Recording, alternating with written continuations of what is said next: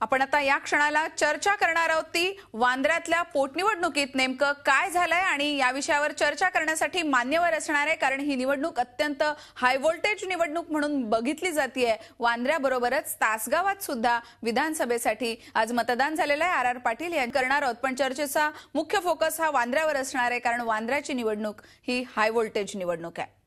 संपूर्ण राज्याचं लक्ष लागून राहिलेल्या तासगाव, कवठे महाकाळ आणि वांद्रे पूर्व या विधानसभा मतदारसंघातील पोटनिवडणुकीसाठी आज मतदान झालं। वांद्रे पोटनिवडणुकीत सरासरी 40% तर तासगाव, कवठे महाकाळ इथं सरासरी 55% मतदान झालं। वांद्र्यात शिवसेनेचे बाळा सावंत यांच्या निधनामुळे ही पोटनिवडणूक झाली, तर तासगावात राज्याचे माजी गृहमंत्री आर पाटील यांच्या निधनामुळे ही पोटनिवडणूक झाली। वांद्र्यात काँग्रेसचे नारायण राणे, शिवसेनेच्या तृप्ती सावंत आणि एमआयएमचे उमेदवार राजा रहबार खान यांच्यात लढत होतीये। मातोश्रीच्या अंगणात होत असलेल्या या निवडणुकीकडे साऱ्या राज्याचं लक्ष लागलंय। वांद्र्यामध्ये ठाकरे कुटुंबियांनी तर अंजनी गावात आबांच्या कुटुंबियांनी मतदानाचा हक्क बजावला। वांद्रे पूर्व पोटनिवडणुकीसाठी होणाऱ्या मतदानाकडे साऱ्यांचं लक्ष लागलं होतं। मतदानाला सुरुवात झाल्यापासून इथं विविध नाट्यमय घडामोडी पाहायला मिळाल्या। मतदान केंद्रावर कार्यकर्त्यांसह संशयास्पद पद्धतीने फिरणाऱ्या नितेश आणि निलेश या दोनही राणेपुत्रांना पोलिसांनी चौकशीसाठी ताब्यात घेतलं। त्यानंतर त्यांना 2 तास बसवून ठेवलं। या चौकशीनंतर 2 तासांच्या चौकशी फेऱ्यानंतर निलेश आणि नितेश राणे या दोघांची सुटका झाली। या चौकशीबाबत नितेश यांना विचारलं असता थकवा आला होता म्हणून चहा प्यायला आलो असं त्यांनी सांगितलं आणि मुद्द्यावरती उत्तर देणं टाळलं। तर दुसरीकडे माजी खासदार निलेश राणे यांनी सरकारवर हल्लाबोल केला। या अटकेमागे सरकारचा हात असून धक्काबुक्की करत पोलिसांनी जबरदस्ती करत पोलीस स्टेशनमध्ये आणलं असा दावा निलेश यांनी केला। तर तिकडे काँग्रेसचे उमेदवार नारायण राणे यांच्या तक्रारीवरून शिवसेनेचे खासदार विनायक राऊत यांना सुद्धा पोलिसांनी ताब्यात घेतलं। खासदार राऊत मतदारसंघात फिरत असल्याची तक्रार राणेंनी केली होती। या तक्रारीवरून राऊत यांना पोलिसांनी ताब्यात घेतलं आणि त्यानंतर सोडून दिलं।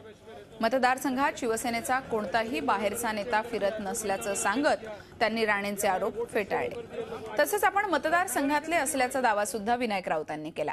तर एमआयएमचे आमदार वारिस पठाण यांनाही निर्मलनगर पोलिसांनी अटक केली होती। कार्यकर्त्यांसह मतदारसंघात फिरत असल्याच्या कारणावरून पोलिसांनी ही अटक केली होती। रात्रभर जागा होतो। सकाळी मी ऐकलं वाकोला पोलीस स्टेशनची कॉफी आणि लेमन टी अतिशय चांगली आहे। प्यायला आलो, मस्त नाश्ता डीसीपी साहेबांनी पण थोडं खायला दिलं, आता जातोय परत। आपल्या भावाला पण दुसऱ्या खैरवाडी पोलीस स्टेशनमध्ये ठेवण्यात आलेलं आहे, त्यांनाही आपल्याप्रमाणे चहा पाजलाय का काय विचारा ना। निलेश साहेब स्वतः नेते आहेत, ते मत तुम्हाला देऊ शकतात। माझ्या मित्रांबरोबर एका ठिकाणी चहा पिण्यासाठी उतरलो। डीसीपी झोन 9 सत्यनारायण चौधरी आले आणि धक्काबुक्की करून मला आतमध्ये गाडी ढकलायला लागली। मुद्दामून सेना बीजेपीचे 10 मंत्री इकडे मतदारसंघात फिरतायत, त्यांना कोणी पकडत नाही। उद्धव ठाकरे, आदित्य ठाकरे स्वतः फिरतोय, 100 लोकांना घेऊन फिरतोय, त्यांना कोणी थांबवत नाही। हे पोलिसांच्या खांद्यावर बंदूक ठेवून सरकार आपलं काम करतंय, कारण का त्यांना दिसतंय की राणेसाहेब प्रचंड मताने निवडून येतील। मला ताब्यात घेतलं नव्हतं, पण इथले ॲडिशनल पोलीस कमिशनर आणि डेप्युटी पोलीस कमिशनरने सांगितलं की आम्हाला भेटून जा, म्हणून या ठिकाणी मी त्यांना भेटायला आलो होतो। त्यांचा तो थैथयाट आहे तो नेहमीचाच आहे आणि त्यामुळे त्यांच्या या वायफळ बडबडण्याकडे आम्हाला लक्ष देण्याची गरज नाही। आमचा शिवसेना भाजपचा उमेदवार या ठिकाणी निवडून येणारच आहे, त्यामुळे आणि नारायण राणेंची डिपॉझिट जप्त होणार। वहाँ बैठ के चाय पी रहा था, चाय पीने के अंदर मुझे 5 मिनट के अंदर ये लोग आ गए और मुझे लेके आ गए निर्मल नगर पुलिस स्टेशन में। बोले आपने इलेक्शन कोड का वो किया है। हमारे ओपोनेंट पूरी तरह घूम रहे हैं, अक्के बांद्रा ईस्ट में घूम रहे हैं हमारे ओपोनेंट, गाड़ियां लेके घूम रहे हैं, मगर उनको कोई नहीं पकड़ता, उनको कोई डिटेन नहीं करता। हमको डिटेन करके यहाँ लाया जाता है, हमको बिठाया जाता है 1.5 घंटा। उनको जाके पकड़ो, हम एड्रेस दिखा रहे हैं, भारत नगर में घूम रहे हैं वो लोग, उनको पकड़िए। आणि आज संपूर्ण विषयावर चर्चा करण्यासाठी आपल्या सोबत शिवसेनेचे नेते विनायक राऊत आहेत। त्याचबरोबर काँग्रेसच्या वतीने बोलण्यासाठी नितेश राणे हे या चर्चेमध्ये सहभागी झाले। तर या वांद्र्यातल्या निवडणुकीवर बारकाईने लक्ष ठेवणारे दिनेश दुखंडे आणि प्रताप नाईक, ज्यांनी एकूणच मतदान कसं झालेलं आहे त्याबद्दलची माहिती देण्यासाठी तासगाव, कवठे महाकाळमधनं प्रताप नाईक असणारे 4ही मान्यवरांचं या चर्चेमध्ये स्वागत आहे। सुरुवात आपण दिनेश पासून करूयात, कारण दिवसभर मतदानाचा जो ट्रेंड होता नेमका तो कसा राहिला हे दिनेशकडनं जाणून घेऊयात. दिनेश, वांद्र्यातल्या निवडणुकीकडे सगळ्यांचं लक्ष लागलं होतं. अत्यंत हाय व्होल्टेज निवडणूक म्हणून या निवडणुकीकडे पाहिलं जात आहे. अनुभव नेमका कसा आहे दिवसभराचा?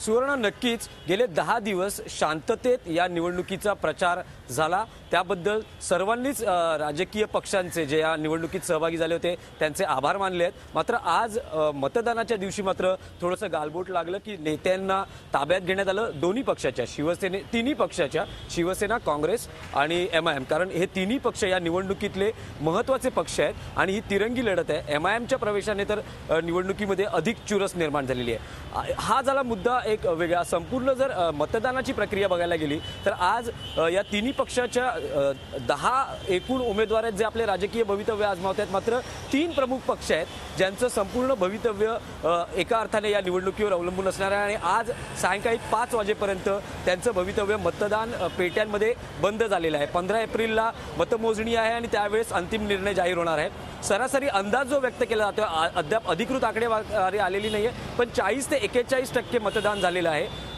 विधानसभेला जे मतदान झालं होतं ते सरासरी 47% होतं. जर इकडची मतदारांची संख्या बघितली तर 6 महापालिकेचे वॉर्ड आहेत, त्यातले 3 वॉर्ड हे मुस्लिम बहुल आहेत तर 3 वॉर्ड हे हिंदू, ज्याच्यामध्ये मराठी मतदार आहेत, उत्तर भारतीय आहेत आणि इतर जाती धर्माची मतं आहेत. गेल्या वेळेस जे 47% मतदान झालं होतं त्यातला 49% मतांचा जो भाग आहे तो शिवसेनेच्या बाजूने गेला होता आणि त्यामुळे शिवसेनेला येथे मोठं यश मिळालं होतं. जे 32% मतदान झालं होतं त्यातला 70% भाग हा MIMला मिळाला होता आणि 17 ते 18%वर 12%वर काँग्रेसला समाधान मानावं लागलं होतं. त्यामुळे काँग्रेस NCPची या मतदारसंघात पिछेहाट झाली होती. आताचं जर चित्र बघितलं तर 3 वॉर्डमध्ये जे मुस्लिम मतदार आहेत ते एक गठ्ठा काँग्रेसच्या बाजूने राहिले आणि अन्य 3 मतदारसंघामधले जे हिंदू मतदार आहेत त्यातला विशेषतः कोकणी मतदार हा जर नारायण राणेंच्या बाजूने राहिला तर कदाचित राणे यांचा विजय होऊ शकतो. मात्र समजा MIMचा जो महत्त्वाचा फॅक्टर आहे तो या मतदारसंघात तितकासा चालला नाही किंवा त्याला तितकासा प्रतिसाद मिळाला नाही आणि समजा मुस्लिम मतांचं विभाजन झालं आणि हिंदू मतं जर शिवसेनेच्या पारड्यात गेली तर शिवसेनेलाही या मतदारसंघात पुन्हा एकदा तिसऱ्यांदा विजय मिळवण्याची संधी प्राप्त होईल. दोघांनाही समसमान संधी आहे. त्यामुळे MIM नेमकी काय भूमिका बजावतं याकडे सगळ्यात महत्त्वाचं लक्ष असणार आहे. बरोबर आहे. हे दिवसभराचं विश्लेषण दिनेश तुम्ही आम्हाला सांगताय. विनायक राऊत आणि नितेश राणे हे दोघंही आपल्या सोबत आहेत. सुरुवात आपण विनायक राऊत यांच्यापासून करूयात. विनायक राऊत, आता जे म्हटलं जात आहे किंवा निवडणुकीचं विश्लेषण सर्वच मान्यवरांकडनं जे केलं जात आहे ते असं आहे की उमेदवार कोण जिंकणार हे ठरण्यासाठी MIM हा फॅक्टर महत्वाचा ठरणार आहे. शिवसेना हा स्वतःच्या रणनीतीवरती आपला उमेदवार विजयी करण्याची रणनीती आखण्यात कुठेतरी कमी पडली, हा याचा अर्थ होतो का? असं विश्लेषण आपण करणार का की आपण काही वेगळं सांगू इच्छित आहे? नाही, हे सत्य नाही आहे की हा खेरवाडी, पूर्वीचा खेरवाडी विधानसभा मतदारसंघ, त्यानंतरचा वांद्रे विधानसभा मतदारसंघ हा आजपासून नाही. तर स्वर्गीय मधुकरराव सरपोतदार प्रथम आमदार झाले, त्यानंतर श्रीकांत सरमळकर पोटनिवडणुकीमध्ये निवडून आले, त्यानंतर स्वर्गीय बाळा सावंत हे सातत्याने आमदार म्हणून निवडून आले. त्यामुळे हा परंपरागत मतदारसंघ शिवसेना भाजपाचा आहे. त्यामुळे पूर्वीपासून ते आतापर्यंत जी रणनीती होती ती शिवसेना भाजप रिपाईच्या माध्यमातून आखली गेलेली आहे आणि ही रणनीती खऱ्या अर्थाने विजय प्राप्त करून देण्यासाठीच आहे. त्यामध्ये कुठे दुसऱ्याच्या भरोशावर ही शिवसेना भाजप रिपाईने निवडणूक लढवलेली नाही. दुसऱ्याच्या भरोशावर निवडणूक लढवली नाही असा आपण दावा करताय. एका विधानसभेमध्ये 6 महानगरपालिकेचे वॉर्ड येतात. जर मतदानाच्या पर्सेंटेज बद्दल बोलायचं म्हटलं तर कुठच्या वॉर्डातनं हे बहुसंख्य मतदान आपल्याला झालंय असं आपण सांगाल? तसं पाहिलं तर या ठिकाणी शिवसेनेचे 3 आणि भारतीय जनता पक्षाचा 1 असे 6 नगरसेवक निवडून आलेले आहेत आणि अन्यत्र 2 ठिकाणी वेगळे आलेले आहेत. त्यामुळे विधानसभा आणि त्याच्यापूर्वी झालेली महानगरपालिका ह्या दोन्ही निवडणुकीमध्ये शिवसेना भाजपचं वर्चस्व हे सिद्ध झालेलं आहे. आणि त्यामुळे जे उदाहरणार्थ 86, 87, 88, 89, 90, 91 हे जे 5च्या 5 विभाग आहेत, प्रभाग आहेत, हे शिवसेना भाजपचे पूर्वीपासून हक्काचे मतदार त्या ठिकाणी आहेत. शिवसेनेचा बालेकिल्ला तो आहे, शिवसेना भाजपचा बालेकिल्ला आहे. आणि त्या संपूर्ण तिथे कुठे शंका नाही आम्हाला की या वेळेला सुद्धा या संपूर्ण मतदार शिवसेना भाजप रिपाईपासून दूर गेलेले आहेत अशी बिलकुल शंका नाही. उलट ते अधिक मजबूतीने उभे राहिलेले आहेत. कारण या विधानसभा मतदारसंघामध्ये शिवसेना भाजप नगरसेवकांचं काम आहेच, पण आपले पूर्वीचे जे आमदार स्वर्गीय बाळा सावंत यांनी जात पात धर्म बाजूला ठेवून एक सामाजिक कार्य ज्या पद्धतीने केलेलं आहे माणुसकीच्या नात्याने, आणि समाजसेवा हे ब्रीदवाक्य पूर्णपणे अंमलात आणायचा त्यांनी प्रयत्न केलेला आहे. जिथे जाल तिथे बाळा सावंतांनी आपल्या कर्तृत्वाचा ठसा निर्माण केलेला आहे. आणि तो सगळीकडे केवळ हिंदू मतदारसंघ. विनायक राऊत आपल्यासोबत नितेश राणे सुद्धा आहेत आणि त्यांचं नेमकं काय अनालिसिस असणार आहे हे सुद्धा आपण जाणून घेणार आहोत. कारण प्रत्येक जण हा आपलाच उमेदवार कसा जिंकेल हे सांगू शकत असला तरी त्यामागची कारणं काय असू शकतात यावर आपण चर्चा करणार आहोत. नितेश राणेंची प्रतिक्रिया जाणून घेणार आहोत, पण तत्पूर्वी घेऊयात छोटासा ब्रेक.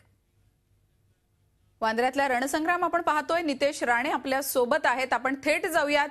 नितेश, कोण उमेदवार जिंकून येईन हे मी अजिबात विचारणार नाही, कारण शिवसेना किंवा तुम्ही प्रत्येक जण आपलाच उमेदवार हा कसा जिंकून येऊ शकतो असा दावा करेन. पण मला हे ऐकून घ्यायचंय, दिवसभरातली मतदानाचा जो ट्रेंड होता आणि जी टक्केवारी अंतिमतः 41% मतदानाची आहे ते पाहता काय विश्लेषण तुम्ही कराल? कोणत्या पॉकेट्समधनं नारायण राणेंना आणि कुठून सेनेला आणि कुठून MIMला मतदान झालंय असं आपल्याला वाटतं?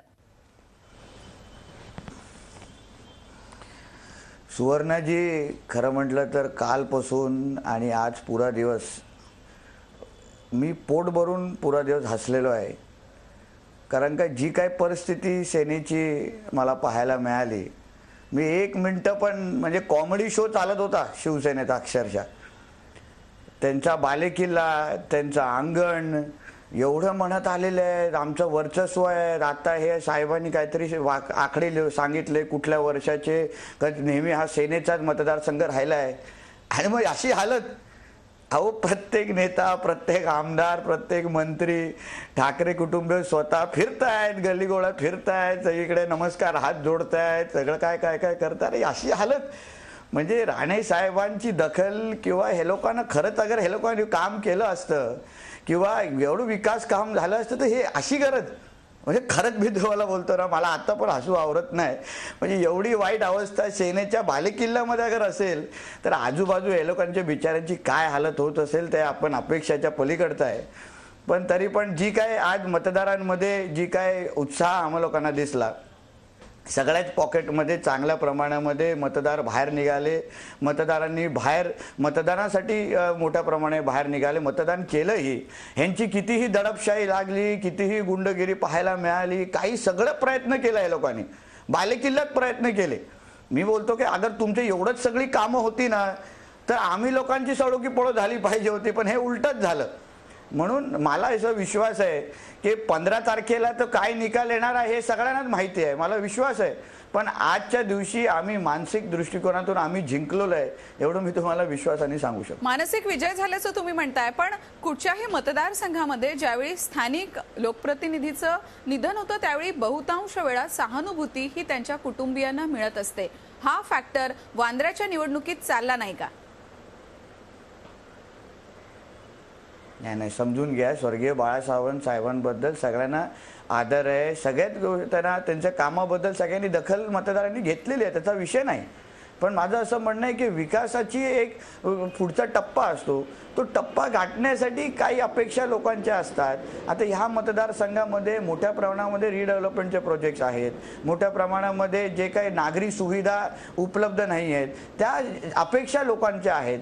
लोकांना एक पुढच्या टप्प्याचा त्यांच्याकडून विकास लोकांना पाहिजे आणि त्यांना वाटलं की बाबा आमच्याकडे एक दमदार अगर कॅन्डिडेट, एक चांगला आमदार, त्याचा अनुभव, राजकीय अनुभव चांगला आहे, उद्या तो आमच्या बाजूने जेव्हा विधानसभेमध्ये उभं राहील तेव्हा निश्चित पद्धतीने आमचा आवाज शासनापर्यंत पोहोचू शकेल. हे सगळ्या चौकटीमध्ये विचार करून आज मतदार बाहेर निघाला असं मला प्रामाणिक पद्धतीने वाटतं. म्हणजे शिवसेनेच्या उमेदवार या विधानसभा गाजवू शकणार नाहीत जितक्या नारायण राणे हे गाजवू शकतील असा याचा अर्थ लावायचा. मला असं वाटतं की मी व्यक्तीविषयी बोलणार नाही, पण राजकीय अनुभव आणि विकास करण्याची क्षमता हे ह्या चौकटीमध्ये आपण माझं स्टेटमेंट तुम्ही पाहावं. शेवटी इथे फार मोठे मोठे प्रश्न आहेत. गव्हर्नमेंट कॉलनी, बहिरामपाडा, गरीब नगर, खेर नगर हे सगळे रिडेव्हलपमेंटचे मुद्दे आहेत. त्या मुद्द्यांना आज एक टप्प्यापर्यंत आणायचं आहे. त्यासाठी सक्षम पद्धतीने विधानसभेमध्ये ते विषय मुख्यमंत्री असतील शासनासमोर मांडायला लागतील. काही डिफेन्सच्या जमिनी आहेत, काही दुसऱ्या रेल्वेच्या जमिनी आहेत. इथे प्रतिनिधी अगर सक्षम असला तर निश्चित पद्धतीने जाऊ शकतील. तृप्ती वहिनींबद्दल मी व्यक्तीविषयी बोलला ते निश्चितपणे त्यांच्या पद्धतीने काम करू शकले असतात, पण अनुभव, राजकीय अनुभव आणि राजकीय वजन जो लागतो तो निश्चित पद्धतीने राणे साहेबांकडे आहे. हे लोकांना माहिती आहे, म्हणून ते सगळ्या चौकटीमध्ये विचार करून त्यांनी निश्चित पद्धतीने मतदान केलं. ठीक आहे, म्हणजे विकासाचा मुद्दा हा अधिक चालेल असा मुद्दा नितेश राणे यांनी मांडला. तर ब्रेकपूर्वी विनायक राऊत यांनी शिवसेनेनं आतापर्यंत केलेल्या कामाच्या जोरावरती ही निवडणूक आम्ही जिंकू हा विश्वास व्यक्त केला. पण या निवडणुकीतला खरा कळीचा मुद्दा आहे तो एमआयएमचा फॅक्टर नेमका किती चाललाय आणि त्याचा काय परिणाम या निवडणुकीच्या निकालावरती असू शकतो यावर आपण चर्चा करणार आहोत. पण ब्रेक नंतर तत्पूर्वी घेऊयात एक छोटासा ब्रेक. वांद्र्याचा रणसंग्राम आपण पाहतोय. शिवसेनेच्या वतीने बोलण्यासाठी विनायक राऊत तर काँग्रेसच्या वतीनं नितेश राणे आहेत. विनायक राऊत यांच्याकडे आपण जाऊयात. विनायक राऊत, आपण आता ब्रेकपूर्वी जी चर्चा करत होतो विकासाच्या मुद्द्यावरती आमचा उमेदवार निवडून येईल, यापूर्वी सावंत यांनी कामं केलेली आहेत असं आपण म्हणत होतात बाळा सावंतांनी. मग असं असताना प्रत्येक उमेदवाराचे कार्यकर्ते जणू एकमेकांचा पाठलाग करत आहेत. पोलीस स्टेशन पर्यंत तक्रारी कराव्या लागतात, अटक होण्यापर्यंतचं हे सगळं प्रकरण झालं. एकूणच हा हाय व्होल्टेज ड्रामा का उभा करावा लागला? मला वाटत नाही या मतदारसंघात हाय व्होल्टेज ड्रामा झालेला आहे, कारण हा मुळात मतदारसंघच शिवसेना प्रमुखांच्या घरातला आहे. शिवसेना, भाजप आणि आरपीआयचे कार्यकर्ते मजबूतीने लढत होते. आता काही जणांना सवय झाली होती की केवळ विकासाचा शब्दाचा वापर करायचा, पण विकासाच्या नावाखाली देशोधडीला ज्या पद्धतीने कोकणातल्या लोकांना लावलं गेलं हे या मुंबईकर चाकरमानी मंडळींना पण चांगलं माहिती आहे. आणि अशा पद्धतीने कोकणातल्या लोकांनी आता धडा शिकवला नारायण राणे आणि त्यांच्या मुलाला.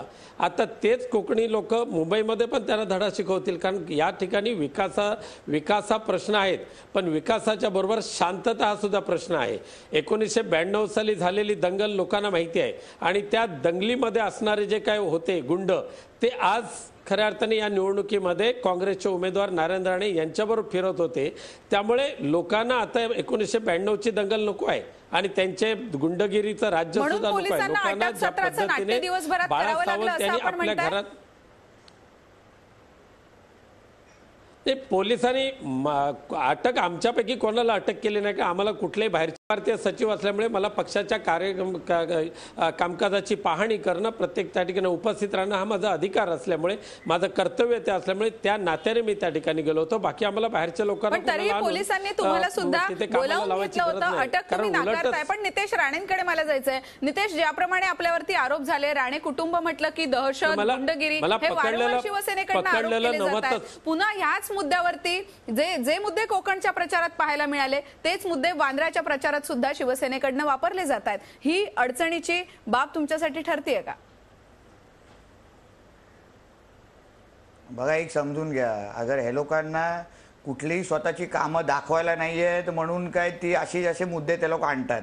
आता स्वतःचा मतदारसंघ हक्काचं बोलतायत तर मग काय 4 विकासाची कामं सांगा ना, ह्यांनी सांगावं ना, ह्यांनी की आम्ही ही 4 विकासाची कामं केली, या पद्धतीने नागरी सुविधा उपलब्ध केल्या. नुसतं फक्त कुठल्या तरी 1992 करून तर टेप रेकॉर्डर ऑन करायचा आणि स्वतःची पिपडी वाजवायची ही जुनी सवय आहे हो.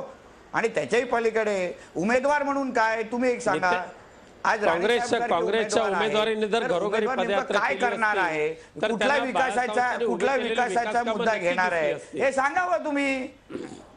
का सांगायचं उगाच कशाला विकासावर चर्चा करण्याची त्यांची क्षमता ना. एवढ्या वर्षापासून तुमच्याकडे मतदारसंघ आहे तरी पण इथे घाणीचं साम्राज्य कसं, तरी पण इथे नागरी सुविधा कसे, तरी पण साधा शौचालयाची उपलब्धता कशी नाही.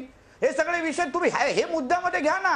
कुठे 1992 ला गाडी घेऊन जात आहे हो? हे साधारण तुम्ही म्हटलं जातं की ज्याला कावीळ होते त्याला सर्वच पिवळं दिसत असतं. ते चार सांगायला पाहिजे. अगदी थेट भारतनगरमध्ये कळीचा मुद्दा हा आहे. जर विकास कामं होती तर पॉझिटिव्ह मुद्द्यांवर चर्चा न होता निगेटिव्ह मुद्द्यांचा अधिक वापर या प्रचारामध्ये का जाणवला? दंडेलशाही जी नारायण राणेंची वारंवार शिवसेनेकडनं सांगितली जाते याचा उपयोग का करावा लागला? पॉझिटिव्ह मुद्द्यांवर अधिक विकास कामांबद्दल चर्चा न करता दडपशाही दंडेलशाही याचा उपयोग प्रचारात का दिसला? सुवर्णाजी आमचे जे आमचा जो प्रचार होता तो 100% विकासाच्या मुद्द्यावर होता आणि त्यामुळे ह्या मतदारसंघामध्ये कोणती झोपडपट्टी असो अथवा शासकीय वसाहत असो अथवा इतर भारतनगर असो नाही तर बेहरामपाडा असो या प्रत्येक ठिकाणी जर काँग्रेसच्या उमेदवारांनी आणि सन्माननीय आमदार नितेश राणे जर पायी फिरले असते तर तुम्हाला शिवसेना भाजपच्या माध्यमातून उभी केलेली सामाजिक आणि विकासात्मक कामं तुम्हाला दिसली असती. उलट काँग्रेसचे पूर्वीचे जे शासनकर्ते होते त्यांचे जे भागीदार आहेत शिवालिक बिल्डर नक्की फिरलेलेच नाही त्यामुळे त्यांना काय दिसणार आहे? झोपडपट्टीमध्ये पायी चालायला पाहिजे, भारतनगरमध्ये पायी चाललं पाहिजे होतं, नौपाड्यामध्ये सुद्धा बाळासाहेब यांनी उभी केलेली समाज मंदिर ती त्यांना दिसली असते. उलट त्यांच्या गोळीबारमध्ये शिवालिक बिल्डर जे पूर्वीच्या शासनकर्त्यांचे भागीदार आता स्वर्गीय नाही आहेत म्हणून त्यांचं मी नाव घेत नाही पण ह्या काँग्रेसच्या आधाराने उभे राहिलेला जो तिथे जो बिल्डर आहे त्यांनी जी काय देशोधडीला लावलेली जी तिथल्या लोकांची घरं आहेत ती सुद्धा यांना पाहायला मिळाली पाहिजे होती. त्यांना नाही देऊ शकलं पूर्वीच्या काँग्रेस सरकारने. पण आता मात्र शिवसेना भारतीय जनता पक्षाच्या राजवटीमध्ये ती पुनर्विकास योजना पुन्हा मार्गी लावण्याचं आश्वासन आमच्या सरकारने दिलेलं आहे आणि लोकांना तो आधार देण्याचं काम केलेलं आहे. सरकारी वसाहत वांद्रे पूर्व त्यावेळेला सुद्धा ह्या सरकारी कर्मचाऱ्यांनी वारंवार मागण्या केल्या परंतु दुर्दैवाने काँग्रेस राष्ट्रवादीच्या सरकारने शासकीय कर्मचाऱ्यांना न्याय मागणी म्हणजे आधार देण्याच्या ऐवजी ती सर्व जागा एका खासगी बिल्डरला देऊन टाकली होती. त्या खासगी बिल्डरच्या घशातून ती जागा पुन्हा काढायची आणि शासकीय कर्मचाऱ्यांना हक्काचं घर तिथे निर्माण करून देण्याचं ठोस आश्वासन आमच्या मुख्यमंत्री देवेंद्र फडणवीस यांनी दिलेलं आहे. मतदारसंघात येतात. मला नितेश राणे यांच्याकडे जायचंय. विकासाचा मुद्दा हा वारंवार चर्चेचा विषय जरी दोघांकडनं होत असला तरी याच भारतनगर मधली मुस्लिम मतं ही डिसाइडिंग फॅक्टर ठरणार आहेत. ती नेमकी कुणाच्या बाजूने पडतील? 23,000 मतदान हे गेल्या विधानसभेला MIM ला झालं होतं. हा वारू कसा रोखणार नितेश राणे? आज बघा एक समजून घ्या सुवर्णाजी, आज जो मुस्लिम मतदार आहे किंवा मुस्लिम समाज आहे त्याला MIMचे काय खरी ताकद काय उद्दिष्ट आहे ना हे कळलेली आहे. 6 महिन्यामध्ये ज्यावेळी या शासनाने जे काही निर्णय 5% रिझर्वेशन खारिज करण्याचे घेतलं त्याच्यावर MIM काय बोललेला नाही. त्याच्यानंतर गौवंश हत्याचे जो बिल आणलं, गोशबंदीचा कायदा आणला त्याच्यावर MIM हा पक्ष काही कुठेपणाने बोललेला नाही. आणि त्याच्याही पलीकडे त्यांचा जो उमेदवार हे लोकांनी MIMच्या माध्यमातून दिलेला आहे त्याची जी प्रतिमा आहे की तो 10च्या नंतर रात्री कुठे बसलेला असतो, त्याला नंतर त्याची काय अवस्था होते हे सगळे विषय लोकांपर्यंत माहिती आहे चांगल्या पद्धतीने. म्हणून ह्यावेळी MIMला मत देऊन आमचं मत खराब करायचं नाही किंवा MIMला मत म्हणजे शिवसेनेला मत हे साधं समीकरण लोकांना कळल्यामुळे यावेळी कुठेही MIM नावाची चूक तिकडचे मतदार करणार नाही एवढं ठाम विश्वास लोकांच्या वतीने आम्हाला मिळालेला आहे. त्याच्याही नितेश राणे हेच काँग्रेसचं ऍसेट असणार आहे का? नाही, जे सत्य आहे ते लोकांच्या समोर कळलेलं आहे ना मॅडम. जे सत्य आहे ना ते लोकांच्या समोर आलेलं आहे. यांचे जे खरे चेहरे आहेत ना ते लोकांच्या समोर आलेले आहेत. म्हणून जेव्हा लोकांना सत्य कळल्यानंतर लोक सत्याच्या बाजूला मतदान करणार. आणि हे जे काही जे मोठी बोलतायत ना गव्हर्नमेंट कॉलनी करणार हे करणार, साधं जैतापूर थांबवून दाखवा आणि मग नुसतं मोठं गव्हर्नमेंट कॉलनी बद्दल चर्चा करा. तुमचे BJP वाले तुमचे जैतापूर बद्दल तुम्ही बोंबलत असता, तुमचं ऐकत नाही. गव्हर्नमेंट कॉलनी तर स्वप्नातल्या गोष्ट आहे तो. म्हणून तो विषय सोडूनच द्या. आणि आम्ही किती फिरलो आहे ना हे आम्हाला विचारल्यापेक्षा जरा G24 तासचा कॅमेरा त्या मतदारसंघामध्ये फिरवा. आणि 15 तारखेला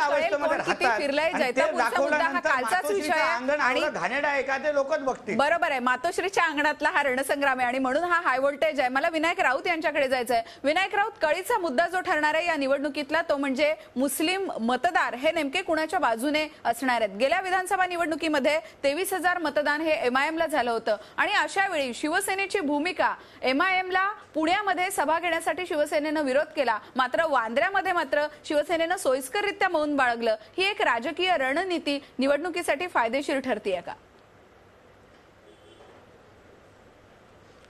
पुण्यामधला MIMची जी सभा होती ती एका आरक्षणाच्या विरोधात होती. दोन समाजामध्ये तेढ निर्माण करण्याचा प्रश्न त्या ठिकाणी होता. या ठिकाणी लोकसभेला त्यांचा उमेदवार उभा राहिला. पण एक लक्षात घ्या सुवर्णाजी, या ठिकाणी ज्या वेळेला MIMचा जन्मही झाला नव्हता त्यावेळेला या मतदारसंघातून शिवसेनेचे आमदार मधुकरराव सरपोतदार निवडून आलेले आहेत, शिवसेनेचे आमदार श्रीकांत सरमळकर निवडून आलेले आहेत आणि एक त्याही पुढे जर उत्तर द्यावं काँग्रेसच्या मंडळींनी की MIMच्या उमेदवाराने जाहीर आरोप केलेला आहे की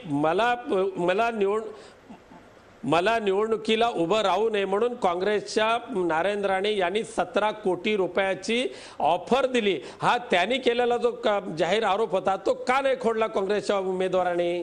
त्याचं का नाही खंडन केलं? उलट आम्ही बेरामपाडा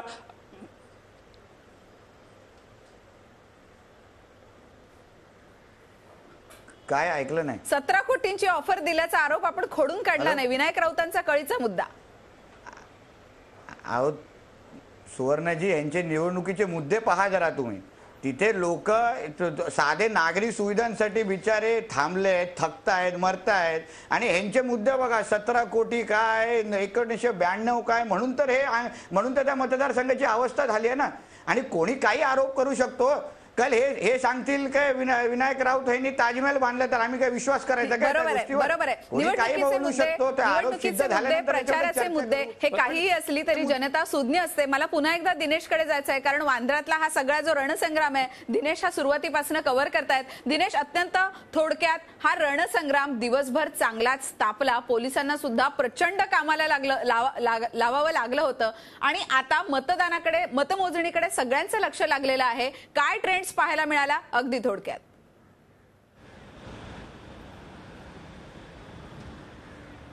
या निवडणुकीमध्ये शिवसेना आणि काँग्रेस या दोन्ही पक्षांना आता मी म्हणतोय की समसमान संधी आहे. शिवसेनेनं सहानुभूती, बाळासाहेब यांचा जनसंपर्क, तसंच बाळासाहेब यांच्या माध्यमातून झालेली विकास कामं ही प्रचारात केंद्रस्थानी ठेवली होती. तर नारायण राणे यांनी शिवसेनेला लक्ष केलं आणि या मतदारसंघाचा न झालेला विकास हा त्यांच्या केंद्रस्थानी होता.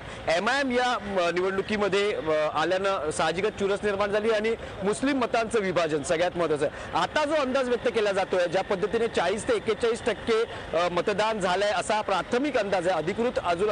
अधिकृत माहिती दिलेली नाहीये, पण 32,000 ते 37,000 पर्यंत जो मतं घेईल तो हा मतदारसंघ काबीज करेल किंवा त्याचा विजय होईल असा एक प्राथमिक अंदाज आहे. आणि शेवटी उत्तर भारतीय मतं ही सर्वात महत्वाची आहेत. आजच्या दिवसात शिवसेना व्यूहरचना आखण्यात यशस्वी ठरली का? कारण नितेश राणे आणि निलेश राणे यांना पोलिसांनी ताब्यात घेतलं, आक्षेप होता आणि एकूण जी मतदानाच्या वेळेस महत्वाचा वेळ होता सकाळी 10 ते 12:30 पर्यंतचा, तो नारायण राणे असतील किंवा निलेश आणि नितेश यांचा पोलीस स्टेशनमध्ये गेला. त्यामुळे या व्यूहरचनेमध्ये कुठे कमतरता, आणि ही शिवसेनेची एक वेगळी व्यूहरचना होती काय? कारण 3 नारायण राणे, निलेश राणे आणि नितेश राणे हे शिवसेनेसाठी महत्वाचे होते आणि त्यांना गुंतवणं ही एक शिवसेनेची व्यूहरचना होती का? आणि बरोबर आहे. या सगळ्यावरती ही समीकरणं ठरणार आहे. नितेश राणे, अगदी थोडक्यात तुम्हाला पोलीस स्टेशनला गुंतवून ठेवणं हा व्यूहरचनेचा भाग मानायचा का?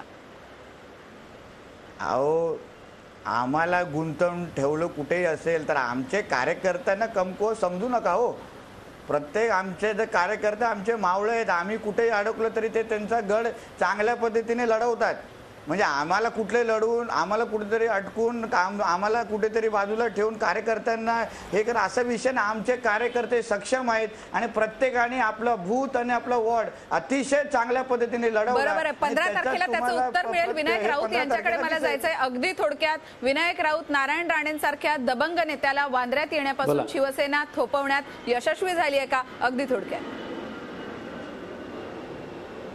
100% शिवसेना भाजप रिपाईचे जे उमेदवार आहेत तृप्ती सावंत यांचा विजय हा 100% नव्हे 101% आहे आणि त्यापासून कोणी रोखू शकणार नाही विजयापासून। आम्ही आनंदित आहोत, उत्साही आहोत, कारण आमचा परंपरागत हा मतदारसंघ शिवसेना प्रमुख आदरणीय बाळासाहेब ठाकरे यांना हा विजय आम्ही आता पूर्ण त्यांना अर्पण करणार आहोत। बघायला लागणार आहे नेमकं काय होतं। शिवसेना असेल किंवा काँग्रेस असेल, प्रत्येकानं 1001% आपल्या उमेदवाराच्या विजयाचा दावा केलेला असला तरी प्रत्यक्षामध्ये कोणता उमेदवार हा अधिक प्रॉमिसिंग वाटला, विधानसभेमध्ये जाऊन कोणता उमेदवार आपली बाजू मांडू शकणार आहे, त्याचबरोबर मुस्लिम मतदार हे कुणाच्या मागे उभे राहतात, उत्तर भारतीय मतदार हे कुणाच्या मागे उभे राहतात, शिवसेना गेले 3 टर्म आपल्याकडे असलेला पारंपरिक विधानसभा मतदारसंघ स्वतःकडे ठेवण्यामध्ये यशस्वी होते का, नारायण राणे नावाचा वारू हा शिवसेना रोखते का, या सगळ्या प्रश्नांची उत्तरं 15 तारखेला मतमोजणी ज्यावेळी होईल त्यावेळी मिळणार आहे। पण तुर्तास या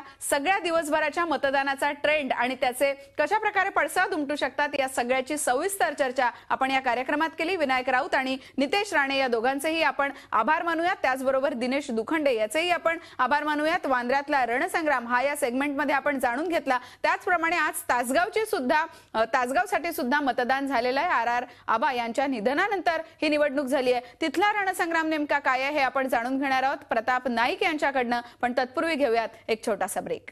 RR पाटील यांच्या निधनामुळे तासगावात आज मतदान झालेलं आहे। वांद्र्याप्रमाणे तासगावची सुद्धा निवडणूक होतीये, मात्र तासगावची निवडणूक ही तितकीशी चर्चिली गेली नाही राज्यभरामध्ये। प्रताप नाईक आहेत आपल्यासोबत। प्रताप, काय वैशिष्ट्य सांगशील या निवडणुकीची? सुवर्ण, आपण बघितले की RR पाटील गेल्यानंतर ही पोटनिवडणूक लागलेली आहे, त्याच्यामुळं RR पाटील यांच्याबद्दल किंवा त्यांच्या पत्नींच्याबद्दल प्रचंड या मतदारसंघात एक सिंपती पाहायला मिळालेली आहे। त्याच्यामुळे या मतदारसंघात एकेरी निवडणूक होईल किंवा एकेरी ते विजयी होतील अशा प्रकारची अपेक्षा होती। पण स्वप्नील पाटील जो भाजपचा बंडखोर उमेदवार आहे त्यानं निवडणूक रिंगणात उतरला आणि त्याच्यानंतर चुरस निर्माण झाली। त्याच्यामुळेच राष्ट्रवादीच्या नेत्यांनी जे अजित पवार असतील, सुप्रिया सुळे असतील, हसन मुश्रीफ असतील, जयंत पाटील असतील यासारख्या नेत्यांनी या मतदारसंघात धाव घेतली आणि त्याच्यानंतर प्रचाराचा धडाका लावला होता। त्याचबरोबर जो स्वप्नील पाटील आहे हा कार्यकर्ता छोटा जरी असला तरी त्याला थोडक्यात गांभीर्याने घ्या अशा प्रकारचा सुद्धा सल्ला दिलेला होता। पण आपण आजच्या दिवसभराच्या घडामोडीचं जर हे बघितलं तर सकाळी 8 वाजल्यापासून या मतदानाला सुरुवात झाली, पण ज्या पद्धतीनं मतदान व्हायला पाहिजे होतं त्या पद्धतीनं मतदान झालं नाही। सकाळपासूनच मतदान केंद्रावर मतदारांनी पाठ फिरवली होती। अतिशय संत गतीनं असं मतदान सुरू होतं। 9 वाजता साधारण 9% इतकं मतदान झालं होतं, तर 2 वाजता 36% इतकं मतदान झालं होतं। पण आत्ताची जी आकडेवारी आलेली आहे संध्याकाळी 5 पर्यंतची, ती आता जवळपास 58% मतदान पोहोचलेलं आहे। बरोबर आहे। आपण बघतो की गेल्या हाय व्होल्टेज नसली तरी ही निवडणूक बिनविरोध होऊ शकली नाही, हे याचं वैशिष्ट्य मानायचं का? नक्कीच आपण बघतो की राष्ट्रवादीच्या नेत्यांनी पुरेपूर प्रयत्न केला, त्याच्यामुळेच पक्षाच्या वतीनं राष्ट्रवादीच्या वतीने एकमेव उमेदवार होत्या, बाकीचे जे उमेदवार होते ते सगळे अपक्ष होते। शेवटच्या क्षणापर्यंत ही निवडणूक एकेरी व्हावी किंवा निवडणूक लागू नये, बिनविरोध निवडणूक व्हावी याच्यासाठी प्रयत्न केले गेले, पण अपक्ष उमेदवार जो होते ते ऐकायला तयार नव्हते, त्याच्यामुळेच ही निवडणूक झालेली आहे। पण ज्या पद्धतीनं ही निवडणूक एकेरी वाटत होती ती मात्र झाली नाही, थोडीशी तुरस पाहायला मिळाली। त्याचबरोबर सिंचनाचा सगळ्यात महत्त्वाचा मुद्दा या ठिकाणी जे स्वप्नील पाटील जे आहेत अपक्ष उमेदवार त्यांनी उपस्थित केला, कारण कवठे महांकाळ या तालुक्यामध्ये सिंचनाचे प्रकल्प रखडलेले आहेत, लोकांना पाणी मिळत नाही, हा मुद्दा सगळ्यात महत्त्वाचा ठरला। राष्ट्रवादीचे आरोप जे आहेत ते RR पाटील यांच्या पत्नींना अडचणीत आणण्यासाठी हत्यार म्हणून किंवा टूल म्हणून वापरले गेले, तरी प्रत्यक्षात मात्र मिळणारी सहानुभूती ही RR पाटील यांच्या पत्नींच्या बाजूने पाहायला मिळाली। धन्यवाद प्रताप या संपूर्ण तपशिलाबद्दल। या 1 तासाच्या कार्यक्रमात आपण वांद्र्याचा हाय व्होल्टेज दिवसभराचा जो ड्रामा होता तो कसा होता, काय रंगला, निवडणुकीचा ट्रेंड हा नेमका काय असू शकतो, या सगळ्याबद्दल सविस्तर चर्चा केली। मतमोजणीच्या दिवशी कळणारे नेमकं कोण विजयी होतं तुर्तास या कार्यक्रमात इथेच थांबूयात। पहा फक्त झी24 तास, रहा एक पाऊल पुढे। झी24 तास, रहा एक पाऊल पुढे।